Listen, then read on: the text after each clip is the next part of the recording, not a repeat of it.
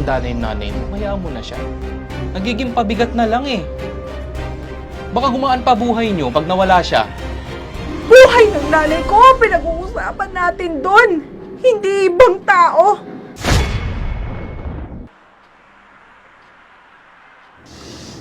Ang bango. Paborito niya to. Sigurado mawawala ang pagod niya. Babe, dito na ako. Hi, babe! Uy, niluto ko yung masarap na pagkain na paboritong-paborito mo. Bakit parang ang dami naman yan? Marami ba? Eh, naisip ko kasi baka pagod ka sa work tapos makarami ka nito. Next time, magluto ka para sa dalawa lang. Wala yan sa budget. Okay, babe.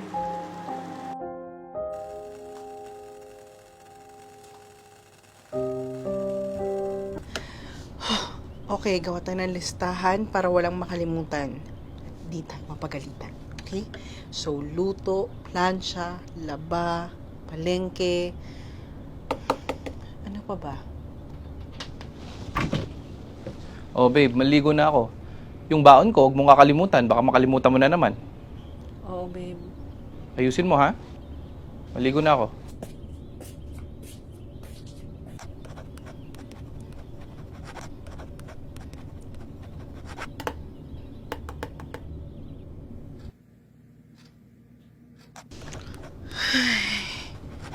Pagod.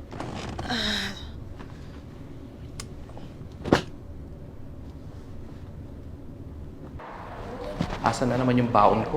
Paulit-ulit ko lang sinasabi sa babaeng to eh.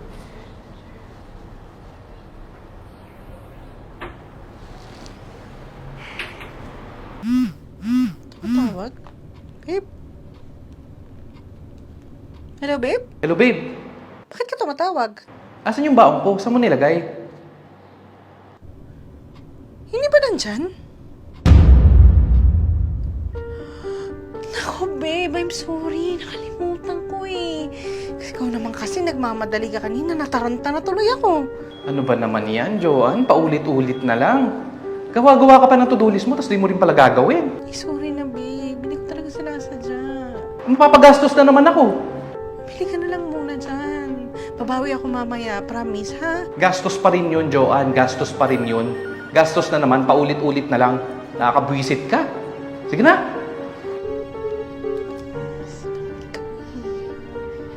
Magalita ka na naman tuloy.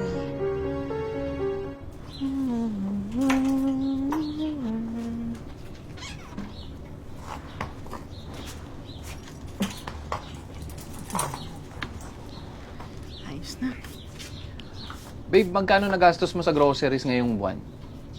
Mga around 5,000 din. Mahal na kasi ng bilihin ngayon eh. Ganun ba? Okay lang. Okay lang. Mukhang may extra tayo ngayong buwan. Gusto mo lumabas tayo? Talaga, babe? Oo, sana kung may extra budget tayo eh. Ano tayo, sine? Sige. Ah, sige, palit ka. Tapusin ko lang to, ha? Ligo lang ako ha. Babe, tapos na ako. Ah, sige, tapusin ko lang to. Okay lang ba yung suot ko? Ano yung suot mo? Dress? Ba't itim na naman? Eh, babe. Sabi kasi nila, yung itim daw nakakapayat. Alam mo naman tayo, medyo tumataba na.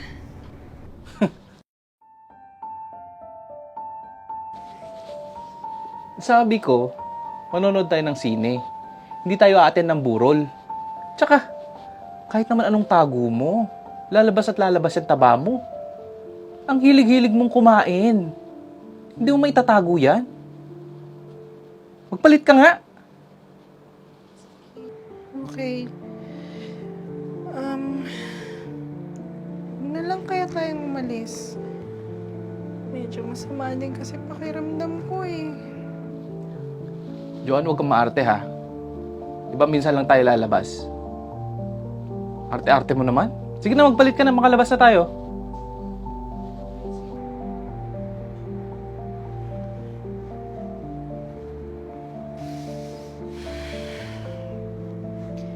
Ito, babe.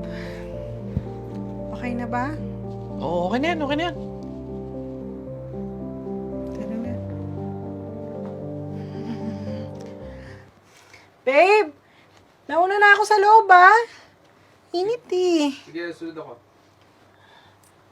Si ate tumatawag. Bakit kaya? Hello, ate. Hello, Chu. Oh, anong oras na? Si nanay, sinungkot namin sa ospital. Ha? Bakit? Ano nangyari? Bigla na lang napagba. Kailangan daw namin mag-deposit sa ospital. Tsaka may mga test pang kailangan. Kailangan namin ng pera. Sige, ate. Dali niyo siya sa ospital. Sabihin niyo sa doktor, gawin ang dapat gawin. Ako nang bahala. Try kong humiram kay Kevin kasi yung pera namin na kay Kevin eh. Ha? Please, ate, balitaan mo ko. Gagawan ko ng paraan. Okay? Sige, mag-ingat kayo. Kevin? Kevin? Saan na ba kasi yun?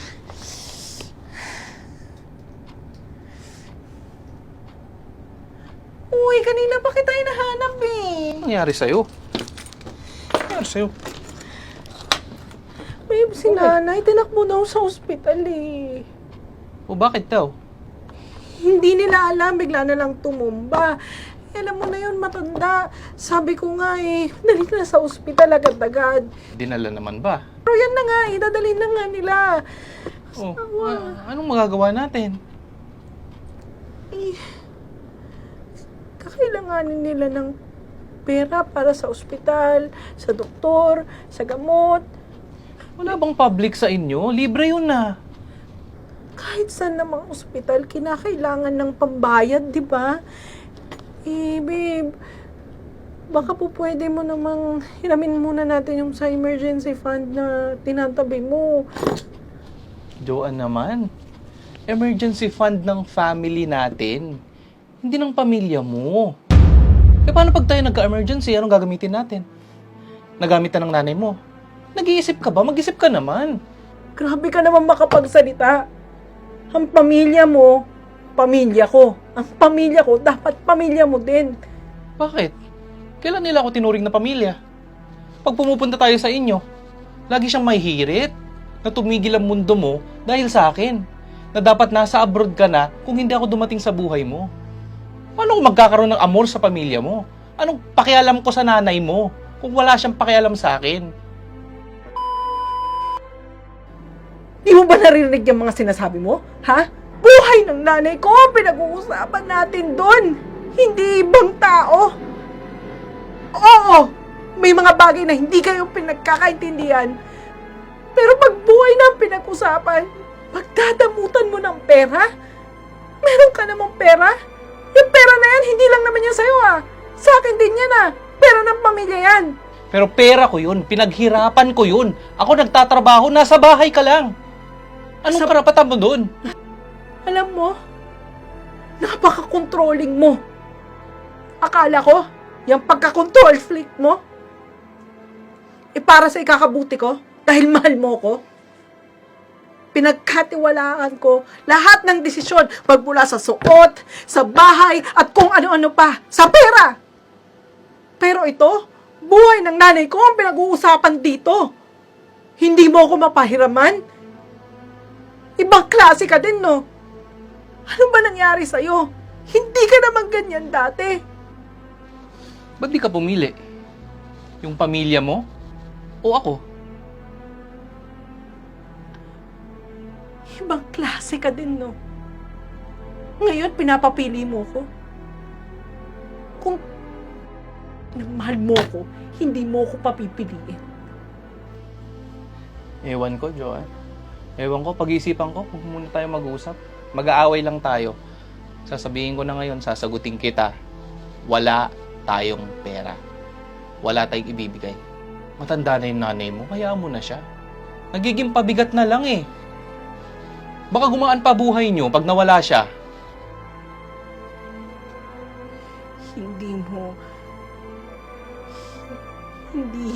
Hindi mo sinasadyang sabihin yan, di ba?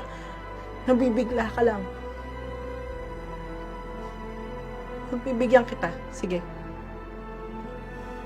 Kung sa tingin mo, na kaya kong abandonahin yung nanay ko, doon ka nagkakamali.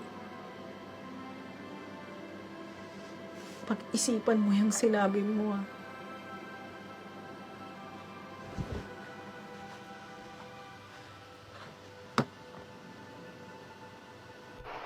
Tsaka, si nanay wala na. Wala na.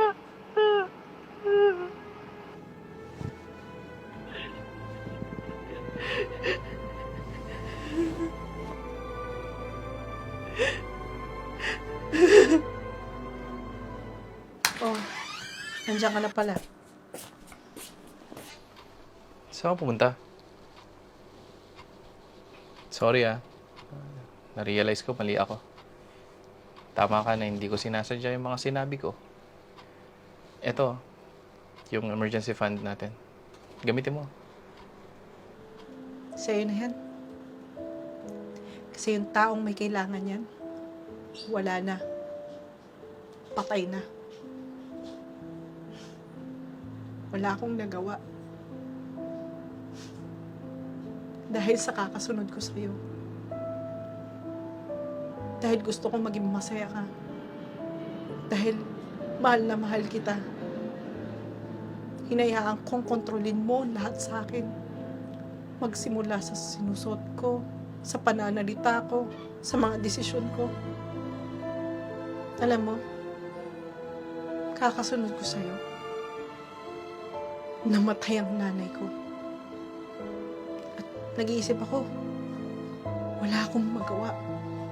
Wala akong magawa. Pero hindi pa pala tapos. Meron pa pala akong magagawa. Kaya I'm sorry, Kevin. Iiwanan na kita. Maghiwalay na tayo. Yun na lang ang isang bagay na mabibigay ko sa sarili ko. Ano? Hindi. Hindi. Hindi na ako papayag na makontrol mo at ang buhay ko.